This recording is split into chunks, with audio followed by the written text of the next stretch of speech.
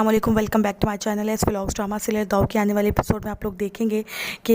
एहसन का बाप जो है अपनी माँ से यही कहता है कि आप अंबर के घर जाएं, वहाँ जाकर उनको समझाएं कि एहसन से गलती हो गई है और अब हम एहसन का और जो अंबर का निकाह कर देते हैं। एहसन की जो दादी होती है वो जाती है अंबर के घर, वहाँ जाकर समझाती हैं कि एहसन अपनी गलती पर शर्मिंदा है, तो क्यों ना एहसन का और अंबर का निकाह कर दिया जाए ताकि लोगों की ज़ुबानें बंद हो जाएँ। ये बात जो है अलमास की को तो समझ आ जाती है, लेकिन अंबर इनके जाने के बाद अपनी माँ से ये कहती है अगर इसमें आपको कुछ चाल या कोई बात हुई तो मैं घर छोड़कर हमेशा के लिए चली जाऊंगी।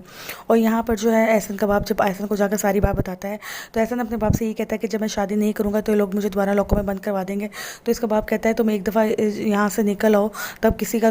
बाप भी तुम्हें दोबारा यहाँ पर बंद नहीं करवा सकता है, क्योंकि ये एहसन के बाप और एहसन की चाल है